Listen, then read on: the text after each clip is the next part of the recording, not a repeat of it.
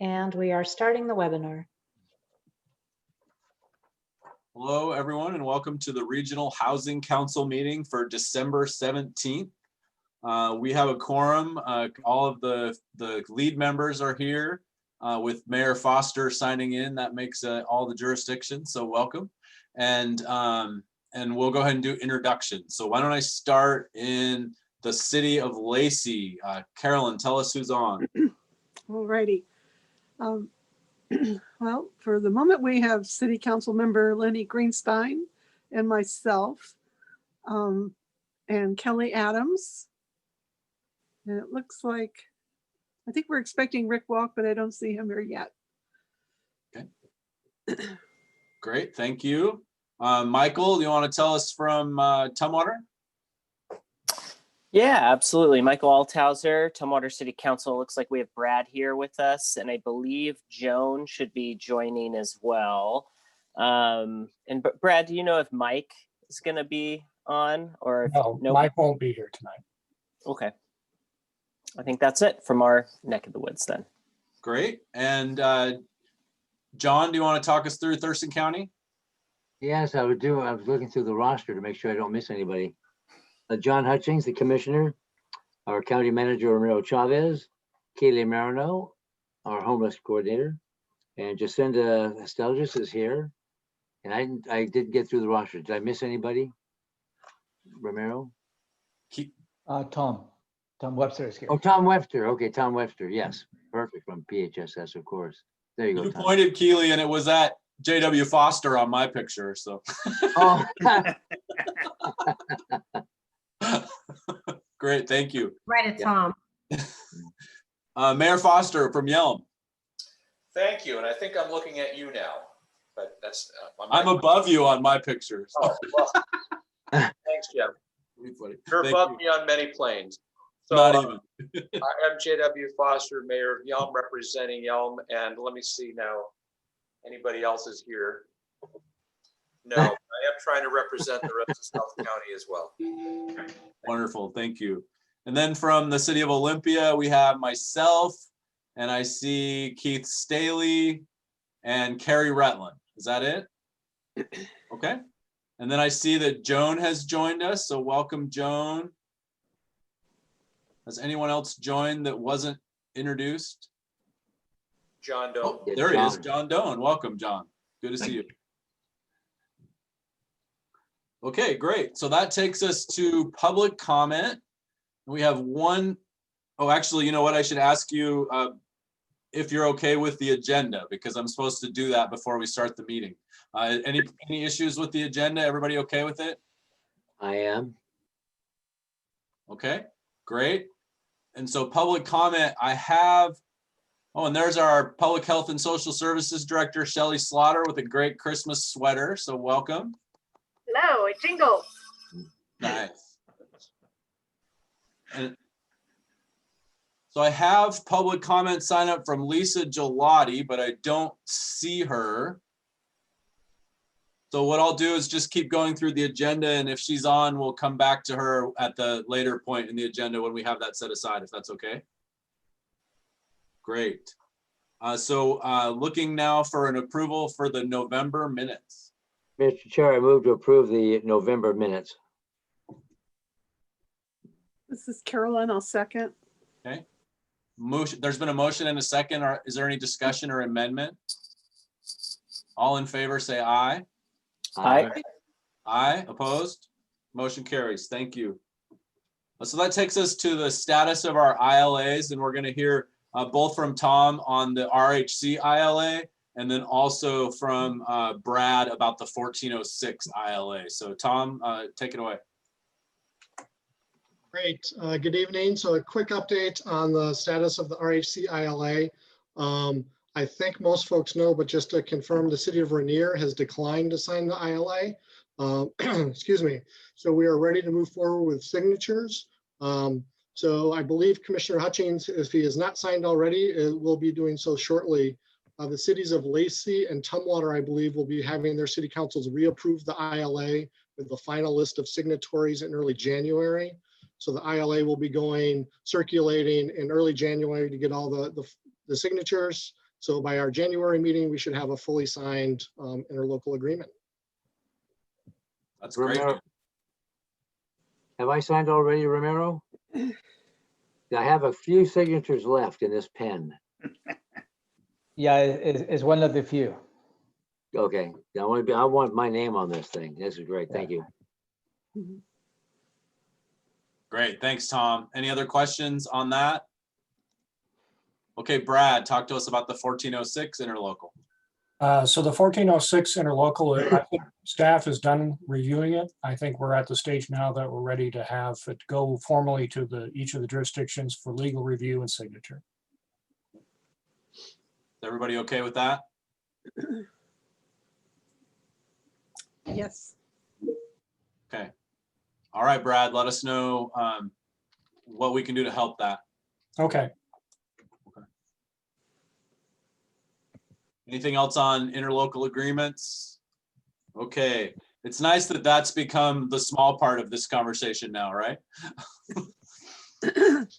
Definitely progress. Yeah.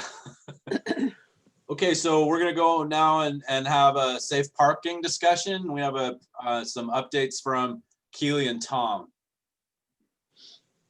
I'm going to let Tom take the lead on this conversation tonight, but we had a robust conversation yesterday at the technical team, a good 40 minutes. So Tom, why don't you kick us off?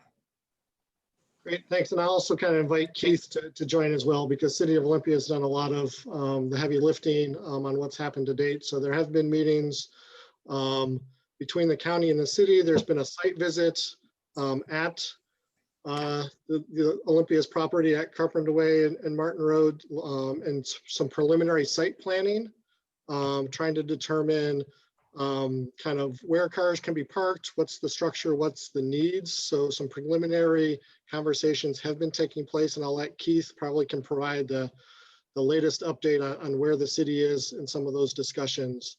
We're looking at space for approximately 40 vehicles, using 2 lots, a lower lot for around 20 cars and a separate lot for RVs. And I think, Keith, correct me if anything I say is incorrect, but around 15 to 20 RVs is what the projection is, with some fencing, looking at porta potties and other things that are going to be needed on that site. So we had a discussion with the county around permitting and the county's emergency encampment ordinance and what's going to be required to make sure we're in compliance with that. So looking at a previous gopher study that was done and some other requirements. So we met with Brett Burris from the county to have that discussion. So I'm actually going to turn it over to Keith to kind of continue. I think he's probably can be a little more in-depth than I'm able to be on some of this. Well, actually, Tom, I think you're covering it pretty well, but the city has engaged its engineering team to begin looking at site planning there. And as Tom said, we had a fairly detailed discussion with Brett Burris from the county's permitting team, just to talk about what does a temporary use permit look like on that property. We'd likely be pursuing a 6-month temporary use permit for the use as a emergency shelter. Again, as Tom said, we'd be dividing it among car parkers and recreational vehicles. There is space for both of those, and the site's kind of uniquely divided to accommodate those 2 different uses. We don't feel like having permanent sewer is necessary for this, although it certainly would be desirable, but that would, of course, increase the expense associated with this. So we're anticipating operating with portable restrooms. We are anticipating putting in some sort of potable water service to the site. And the other thing that we think is essential from a facilities perspective is to put in some safety lighting. There are some scone type lights on the exterior of the city's building on the property, but frankly, they don't provide much light, particularly for the areas that we're anticipating parking to be occurring. So we're also looking at that. That's likely to be a significant expense associated with this project. And, again, we're very early in the planning process here. So cost estimates for the capital side aren't yet identified. Probably by the time we come back to the RHC in January, we should be able to have a pretty good cost estimate of what it's going to cost us to put the electric on the ground and to do some very rough grading to just kind of level the site out and to put the site to use. We are moving forward with the planning process. So we will be preparing an application for a temporary use permit and kind of kicking that process off. And we're also moving forward with the necessary community development block grant notifications and planning work associated with that, going through the EIS process on that. So happy to answer any questions at this point. As with all of this stuff, it always takes longer than you think it's going to take. We have met with District 3 over on site. They had no, particular concerns there. They're familiar with the property, and we'll be presenting a site plan to them as well so that they can get eyes on it. Of course, Olympia's fire crew is looking at it as well. And there's still a need to do some outreach to the sheriff's office and advise them of how we're going to support this facility going forward. The plan, as you all know, is to have 24/7 management on the site. Thus far, we've been talking to Catholic Community Services about providing that service. So it would be a managed facility. There would be a hard-sided structure for them to be housed in and to be able to manage the comings and goings to and from the site, both during the day and at night. They would also serve as an emergency contact for the property as well. So hopefully that will help resolve any concerns that the sheriff may have. So thank you. Thank you, Keith. Before we open it up, I just want to recognize that Scott Spence and Rick Walk both joined us during that report. So welcome. So yeah, questions, comments, John, and then Lenny. I have 2 questions. With a total of 40 vehicles, that's 20 cars and maybe 15 to 20 RVs. Is there room without encroaching onto other properties? Is there room for any expansion? And number 2, what discussion has happened or taken place with law enforcement as to response, if any?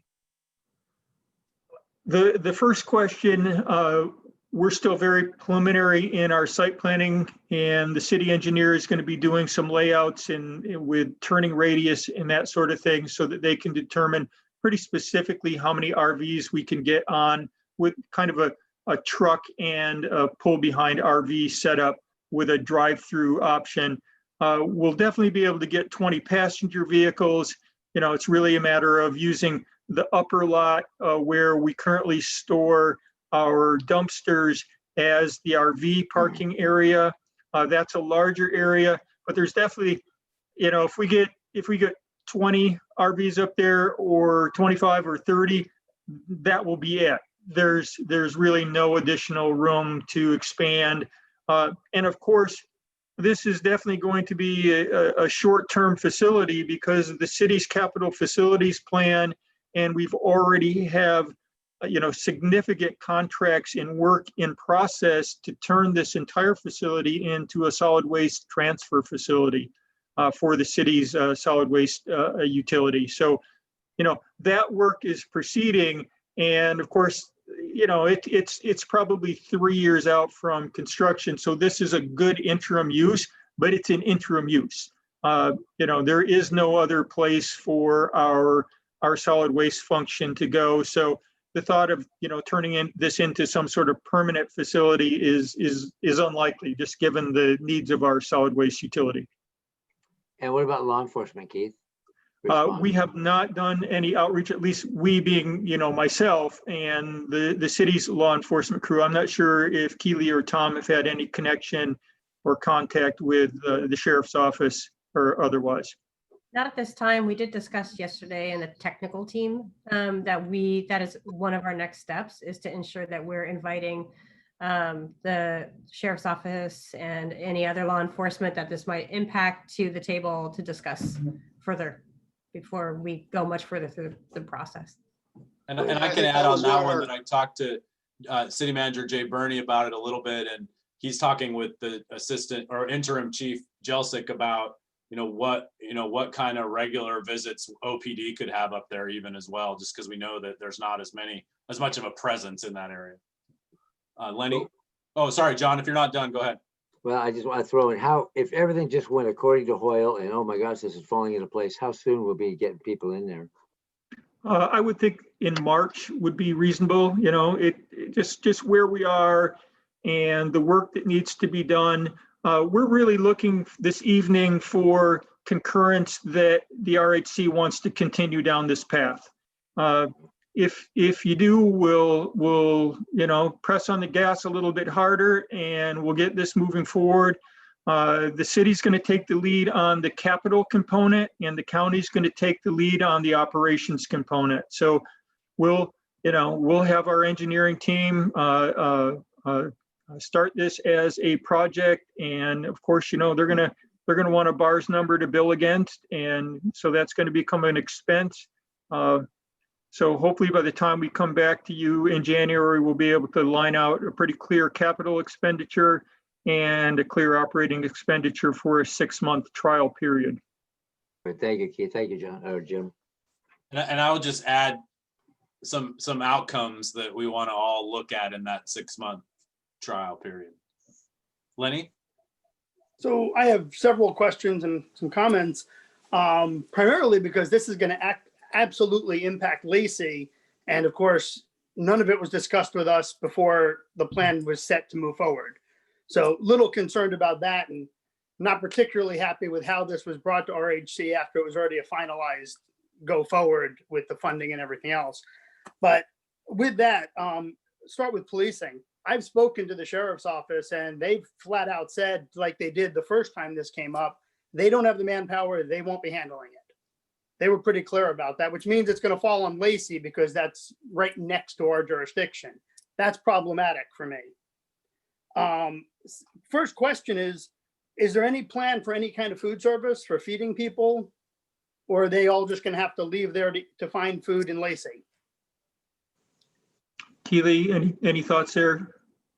Tom and I have not discussed about the community kitchen, who have been providing meals since March of 2020 out into most of the encampments in the Olympia area and beyond.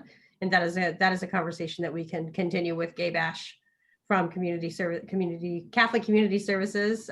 Tom, I'm looking to you if you feel like that's accurate. Yeah, we can certainly have those conversations. We have not had them at this point. I would think that's pretty important conversation to have before any real decisions are made. I mean, but it's my thought. What about communication strategy? I mean, the people of Lacey have been very clear to us, to our council. They've come out in droves at our meetings to let us know they did not want this at that site. So I'm just curious what the communication strategy is for letting the people in that area know what's going on and getting input. I mean, is there going to be any outreach? Are we going to talk to the people, or are we just doing this and telling them this is what we're doing?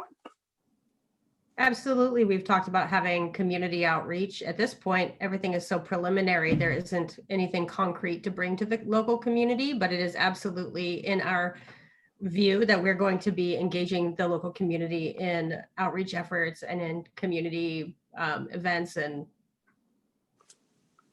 I mean, if the plan is to have people there in March, I would think that has to happen really, pretty quickly. I mean, we can't do it and then reach out to the people. It just isn't the right way for government to operate.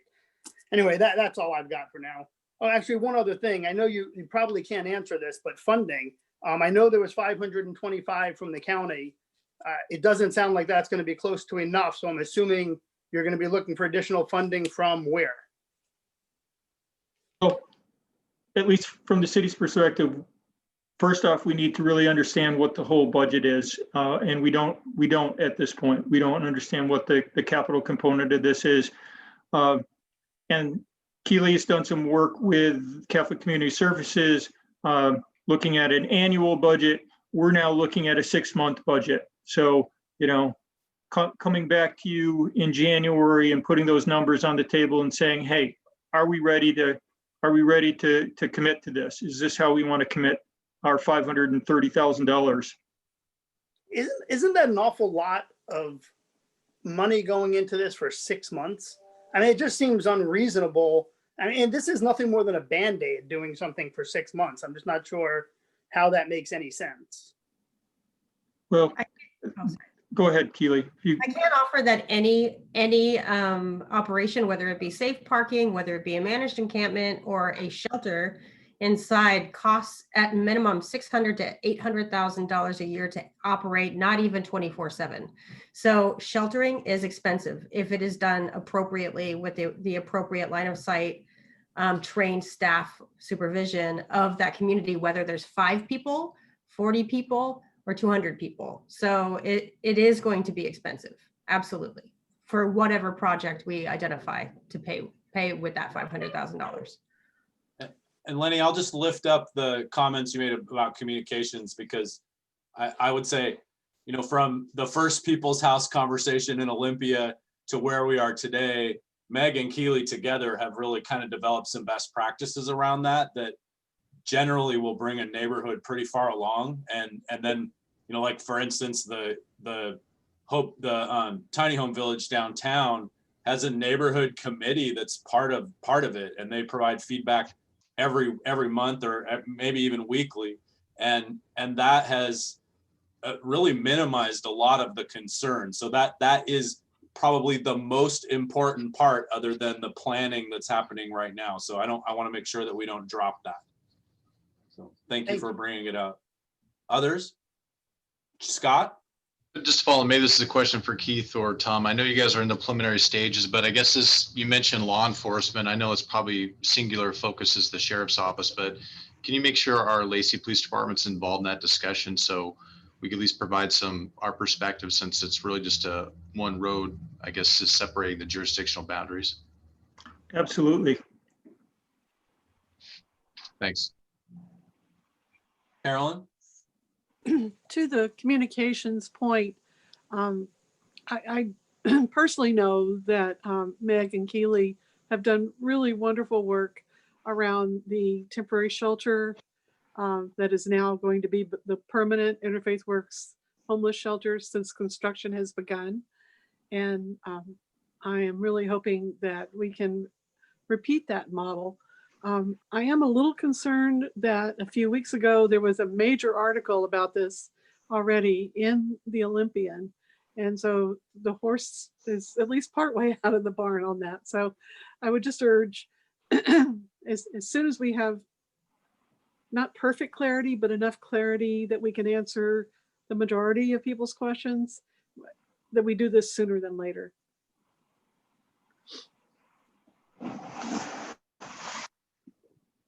Scanning for other questions. Cool. Comments. Okay, so then I think I'll just ask for the 4 members to give us a thumbs up if they concur that staff should keep moving forward. Okay, so that's your direction, Keith and Tom. Thank you. Okay, thank you very much. Anything else there, Keith? Were you just looking for that concurrence? That's enough for tonight. Thank you. All right, thank you very much. And I would just Okay, say, Jim? you know, that outreach is so important that don't wait for us again if you need to get going. John? And just to reiterate what Lenny was saying, the law enforcement component has got to be addressed right up front. Great. Okay. So that takes us to our technical teams. And so we'll start with Keith. Do you have anything else on sighting tonight? No, the safe parking really covers sighting. We just very quickly, we have been working on the GIS coordination, which is really monumental and extraordinary, but it's, you know, also below the surface. When we're done with this, we will have a robust GIS tool for looking at properties, both public and private.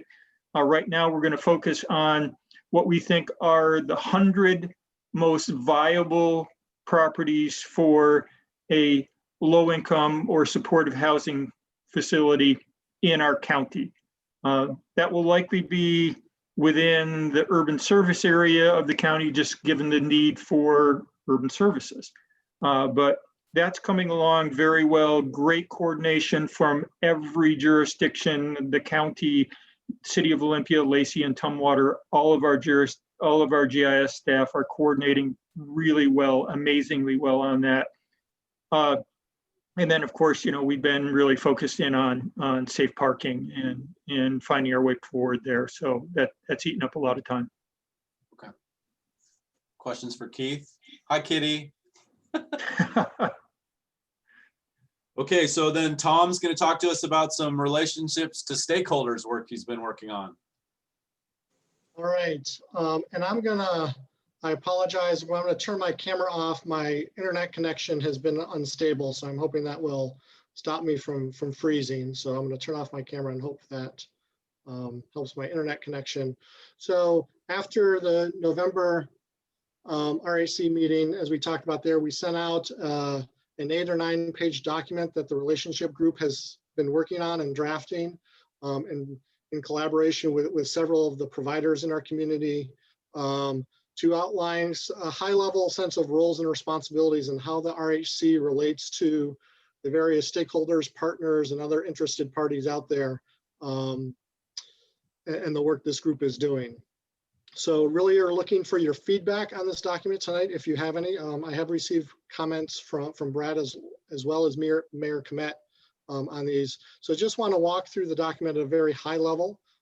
We start off by identifying a couple categories of partners and stakeholders, including our jurisdictional partners, those who fall under the homeless crisis response system. So especially kind of the Thurston Thrives Housing Action Team and the various teams under Thurston Thrives, as well as the other kind of teams out there that support our homeless crisis response team.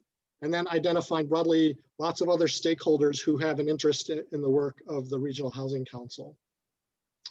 And then we tried to present some high-level principles that we would operate by, including that the 5-year homeless crisis response plan would drive funding priorities and decision-making, that we'd respect the current structure of the homeless crisis response system and its stakeholder groups, ensuring affordable housing and homeless actions are centered on racial equity, valuing partnership and participation of people with lived experience, and then balancing being innovative, avoiding duplication of roles and responsibilities, leveraging skills of different partners and stakeholders.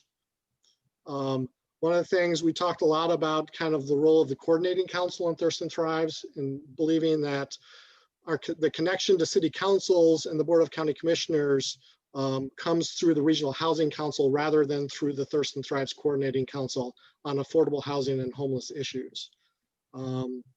Promoting clear lines of communication and balancing the need to respond to urgent needs as well as long-term planning. In thinking about roles and responsibilities, we thought about this in 4 areas of coordination: one around funding, one around the 5-year homeless crisis response plan, around policies and really kind of policies that jurisdictions would take as well. And then 4th would be education and advocacy. So within that, we laid out some proposed roles for the various partner and stakeholder groups related to those 4 kind of categories. And I'm not going to go through all of those now. Hopefully you've had a chance to at least skim those. And then we kind of ended up with some implementation principles for how stakeholders and partners connect to this group. And so stated that the primary connection point for partners and stakeholders is through the RHC technical teams and its work groups. That the RHC program manager, who's myself, and the technical team chair, which is Keely, shall attend the HAT meetings, as well as the other kind of housing action team teams and crisis response teams meetings. that the RHC or its technical teams may invite partners or stakeholders to participate on our technical team work groups, and that we should proactively ensure appropriate subject matter expertise. Experts are engaged and consulted for work under the auspices of the RHC. Lay out that the technical team and work groups meeting are not open to the public, but the RHC, these meetings are. And that if anyone wants to request that an item be added to the agenda, they can do so. They can contact Keely or myself, but that determination is ultimately made by the RHC chair or vice chair in terms of what gets added to the agenda. Trying to indicate that at least once per year, the RHC funding work group would solicit the input of the HAT and its teams on funding priorities. That the RHC or technical team would not create any work groups that duplicates the work of existing HAT or HCRS teams. Partners or stakeholders may request a representative of the RHC to attend a meeting or provide input on the work of the RHC. At least once per year, there's a homeless crisis response work group should report to the full RHC on the status of the 5-year plan. And that this group would seek the input of the HAT and others as we develop our annual work plan for the RHC. And then final two, the RHC should develop a process by which partners and stakeholders may convey support, concern, objection to RHC regarding decisions the RHC may take. And that this kind of document would be periodically reviewed and updated. It's a living document. We'll adjust it and make changes as needed as things evolve. So those were kind of the 10 high-level implementation principles that the group came up with. So we've shared this with the Housing Action Team and its partners and asked for feedback from providers on this document. So we're looking for input, feedback, what we missed, what we got wrong, suggestions from this body so we can incorporate and take the next steps in moving this to a final document. So I guess just kind of open it up for thoughts and reactions from folks. Thanks, Tom. Comments?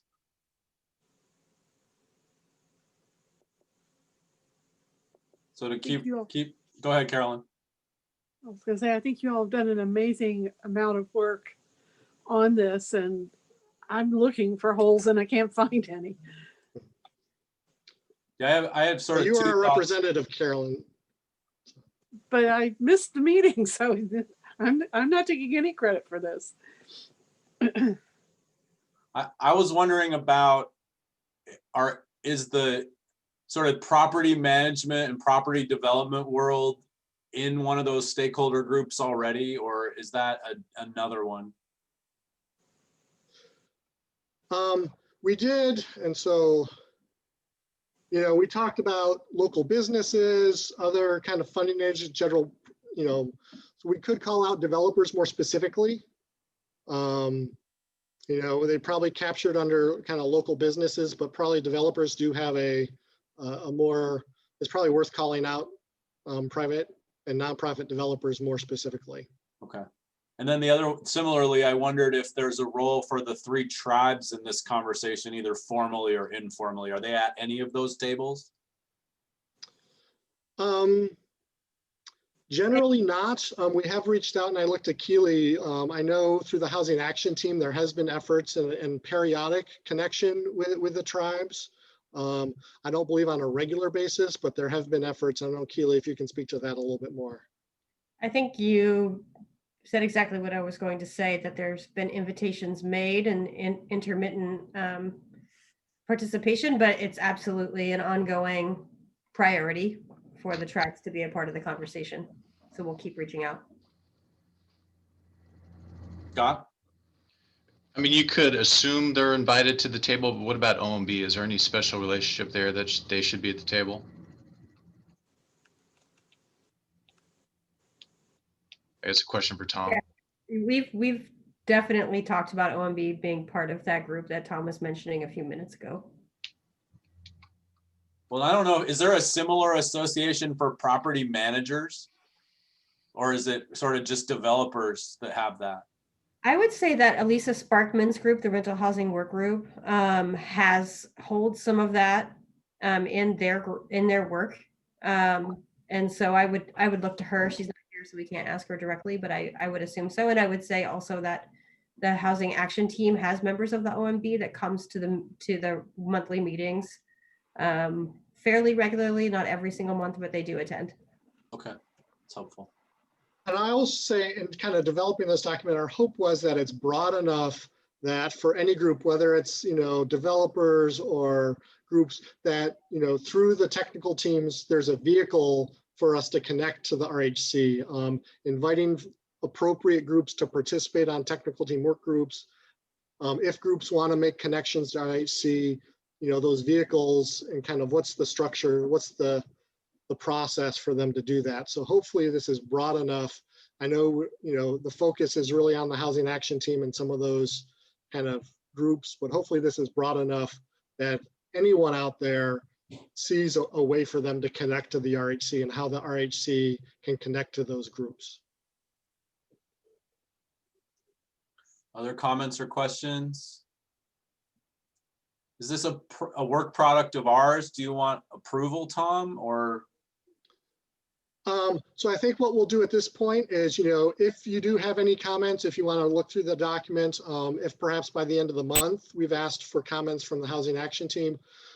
As I said, we have received some comments from Mayor Komet. He was looking for a kind of a list of organizations that are members of the various HAT teams. We'll incorporate that feedback. We'll bring back a final draft to this group and ask for kind of a formal, I don't know if it needs to be a formal approval, but kind of blessing that we can then post on the RHC website so it becomes a public document for everyone to be able to access. Okay, great. Any other questions on that?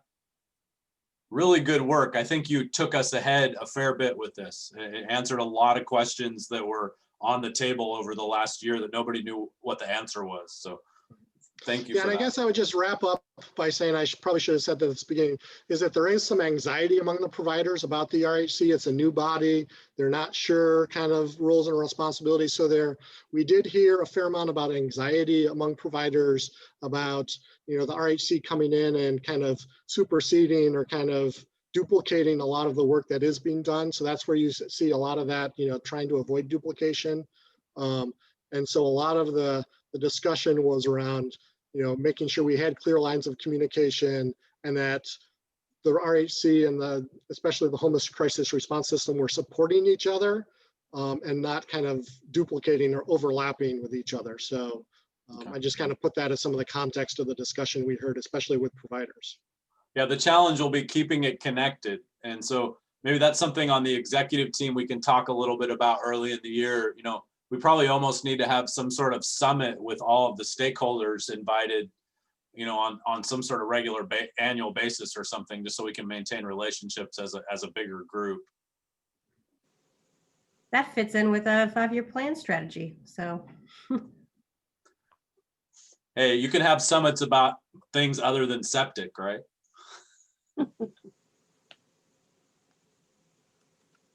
Okay, so anything else on that for Tom? Okay, so that takes us to the eviction work group. Carrie, are you doing that, or is Keith? I am doing that. Great. Good evening. Welcome, everyone. Yes, and thanks for bringing that up. Amy was covering that for me while I was on baby bonding leave, but I'm back, so I'll continue to wrangle that group and bring information in the future. So you're the actual chair. I'm sorry. I thought it was her, and I didn't realize she was covering. So we'll fix that on our agendas. I wanted to share that both Olympia and Tumwater are working on hosting renter protection conversations. In Tumwater, staff have been doing some tenant protection stakeholder work that's going to continue through January. And there's an update headed to general government in January, and there may be recommendations later in the winter. Similarly, in November, Olympia's Land Use Committee talked about a scope for public engagement, and that will also be ramping up in January and February. And that process will also engage stakeholders, including tenants and landlords, and as well as property managers and other folks who have interests in the topic. That's going to be kind of a focus groups with specific questions for tailored to the different stakeholder groups. The Emergency Rent Assistance Program has now paid $2.6 million for 693 households for over 2,000 months of back rent. They are hitting some of their demographic targets, and they're behind on some others. They are somewhat behind for people of color, but they are on target for Native Americans. As far as jurisdictions that are using funds, it kind of tracks by population. So far, Olympia and Lacey residents are the highest demand, and Tumwater is third behind them. And as you all know, because we've talked about this before, the Community Action Council is managing those programs, and they have till the end of December to spend those funds down. That leads into the governor's budget is dropped today. That's the first step in a process to produce this year's supplemental budget. But that budget had, and I have not done all of my reading yet. I've just started to see some high points, but a couple relate to eviction. And the governor's supplemental includes $164 million for rent assistance to continue to provide services like the Emergency Rent Assistance Program.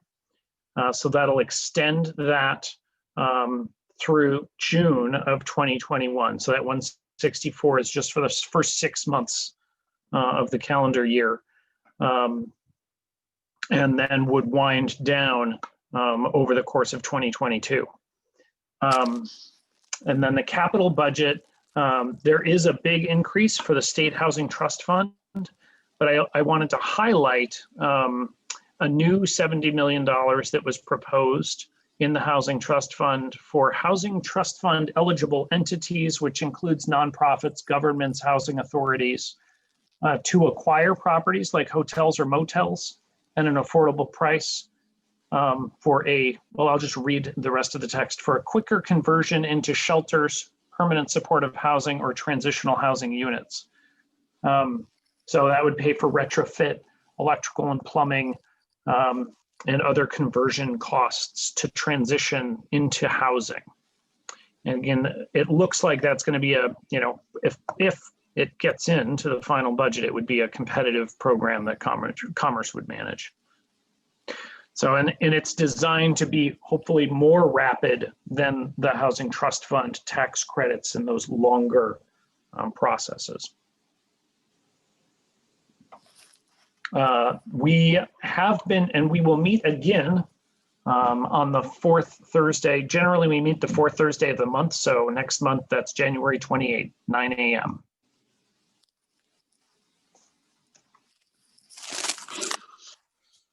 So I would just add one Sorry. thing. I think there's actually two buckets of rental assistance. I think there's 164 that'll finish out the end of the fiscal year by July 1, and then there's another 164 for the following biennium. So there's a total of like 328, and then there's like 20 million for foreclosure assistance too. And Yes. one of the other things that's exciting in there is they're expanding anchor communities, which Thurston County is not an anchor community, but they're adding 4 more. And so if we were in a position to try to apply to be an anchor community, there will be an opportunity to try to do that, which could be an exciting proposal for us if we decided to do that. Can you just say a word or two about what that is, Michael? Yeah, so Keely, I think you're more in tune to what it is, but from your past work, but like anchor communities are different locations throughout the state where there's state dollars and private philanthropic dollars that come together to eliminate youth homelessness. And so they utilize a few different strategies to try to get there, but essentially they try to create the capacity to get to functional zero. So they call it like a yes to yes system. Like when someone experiencing homelessness is asked, you know, do you want shelter? And the answer is yes. Then the person who's asking also has like the answer to the next question, which is, do you have space for me? And then the answer is yes. So that's sort of the highlights of what they're trying to achieve. It's a program run by Away Home Washington, and they've done some really great work in a few different places across the state. Cool, thank you. Yeah. Carrie, can you add me to that appointment? I don't have it on my calendar.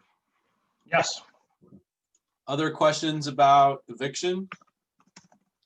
Some good numbers. Boy, that's a lot of money really fast.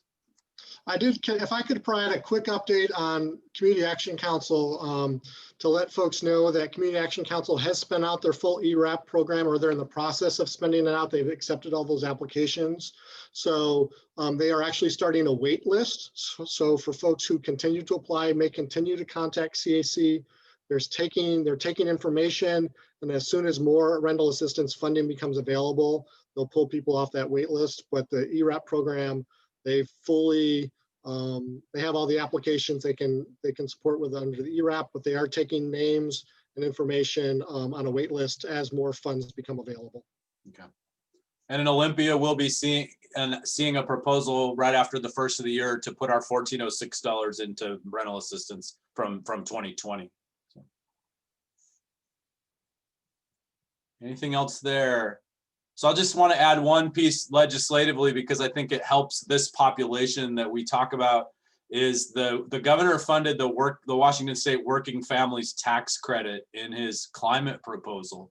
And so there's that's like the state version of the earned income tax credit, and it puts cash in low income people's pockets. And so I think that'll just help with the overall picture of the population we're talking about. I thought that was my favorite part of what the governor rolled out this week. So.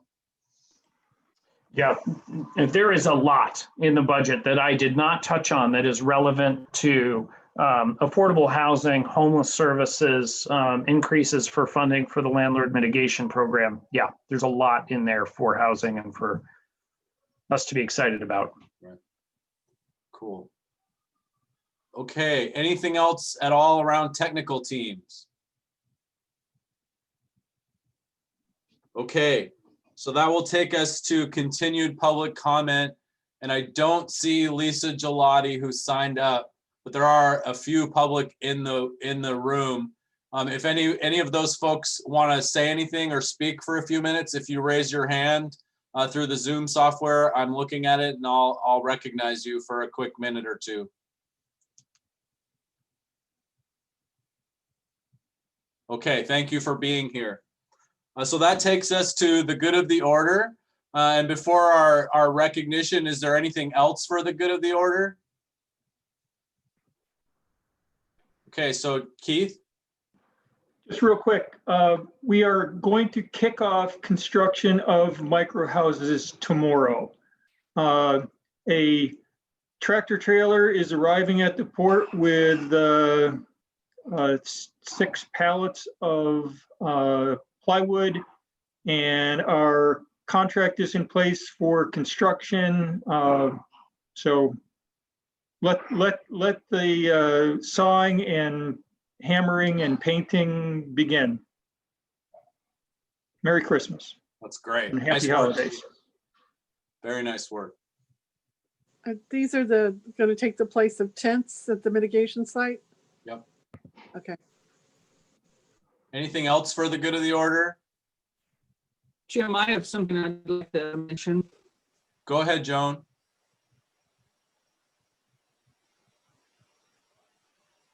I think she dropped off.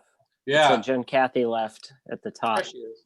She's coming back. Did you have something, JW? Yeah, just real quick. I was thinking about what Lenny had asked about food service earlier.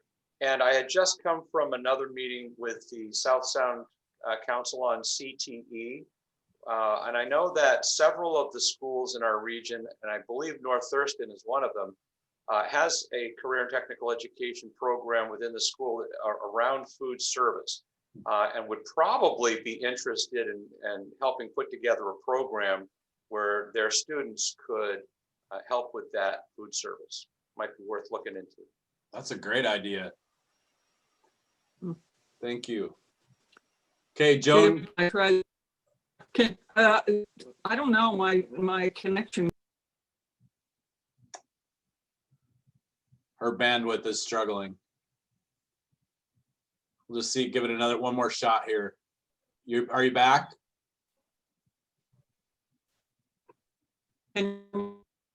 We're not, you're really breaking up even when you're here, Joan. Do you want to put it, can you type in the chat? No, I just want to recognize my friend John Hutchings for all he's done in this committee. And I'm about to kick that off. Okay, so I just didn't want my friend miss. That's all. Yeah, no, I thank you for teeing that up, Joan. And I just wanted to take a moment in the agenda to recognize Commissioner Hutchings for the service he's given to this community. And really, this has been a hard one for me personally. And, just thinking about two opponents ending up as the chair and vice chair of a new body that is really talking about the most important and the most urgent topic in our county. And I wanted to thank you for that. We started this conversation with a rogue group of cities who quickly realized that they couldn't do anything without the county as a partner. And we reached out and we were honest and told you that. And you welcomed us with open arms. And now we have a new partnership where I think we're all engaged in a new and different way. And John, without you and your staff team, we wouldn't be sitting here today. And I just wanted to give you that shout out and thank you personally for the community and the RHC, and then open it up for other people to roast you for a little while.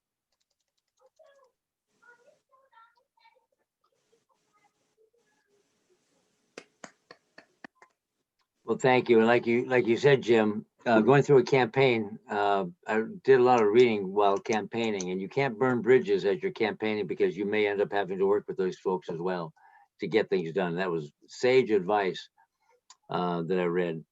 And we have been able to put something together, and I'm very proud and happy to have done that and be a part of it.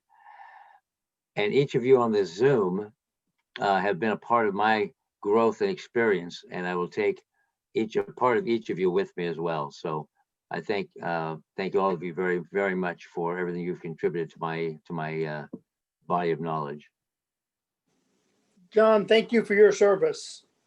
Thank you, Lenny. Thank you. And thank you, Joan. If you can hear me, thank you out there. Thank you very much. Carolyn? Well, John, it's really been a pleasure working with you these last 2 or 3 years, both in the Health and Human Services Council and more lately in the RHC. And I really echo what Jim is saying.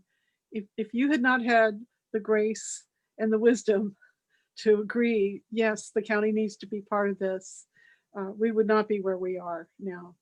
And so I want to tell you, I'm going to really miss you. And I hope that good things lie ahead for you, including some chill time.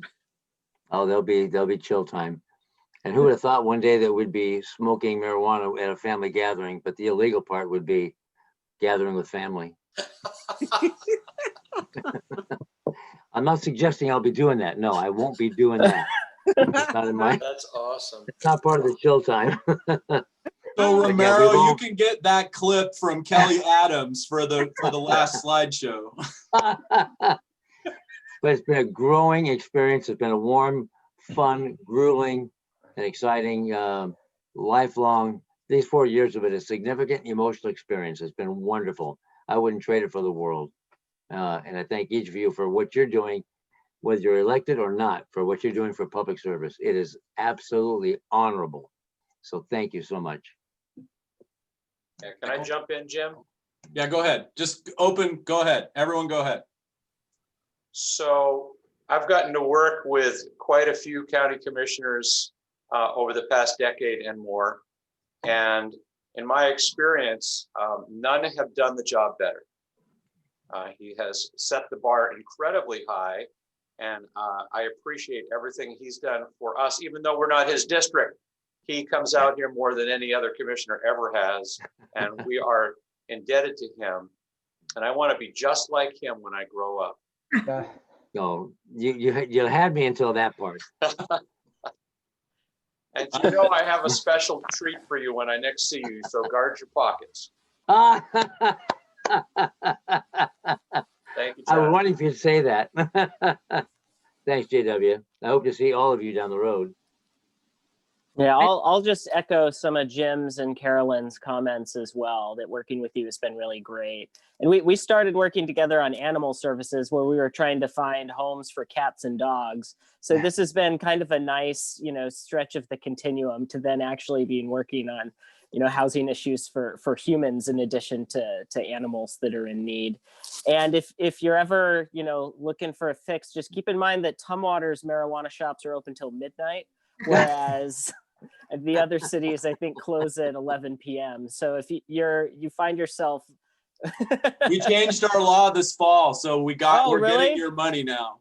Oh, never mind. Both of those hours are past my bedtime. Thank you all very much. I've been waiting for the last 2 years to go, yay, every time you come on, because you've done that for me so many times. So here's my yay. Keely, oh, Keely. All right, thank you. Well, Anyone else? yeah, from a staff perspective, Commissioner Hutchins, obviously we knew you going into this. We knew you as an employee of the city of Olympia and a good employee as well. But it's been a pleasure to get to know you as a county commissioner. Your approach and the way that you work with staff is extraordinary. You feel supported and liberated, and I appreciate that tremendously. So thank you. You let us do our best work. Thank you, Keith. It's easy when you're all good people doing the right thing. Very easy. Okay, move on now, Jim. Well, now you have to make a longer speech. No, I'm done. I'm done speeching. But when I pop up again, continue to support me. We'll be looking for you, and you're always welcome here. So if you ever have ideas or you want a volunteer gig, reach out to Keely and we'll put you to work. Ah, good. Thank you, Keely. All right, thank you. Thank you So all. then our next meeting is January 21st. And I'd just like to encourage all of you, as soon as you have your retreat or your appointment process, to let Tom and Keely know who your member and your alternate would be, so that we can make sure that everybody's set up and got at least a little bit of orientation if we change members at all for 2021.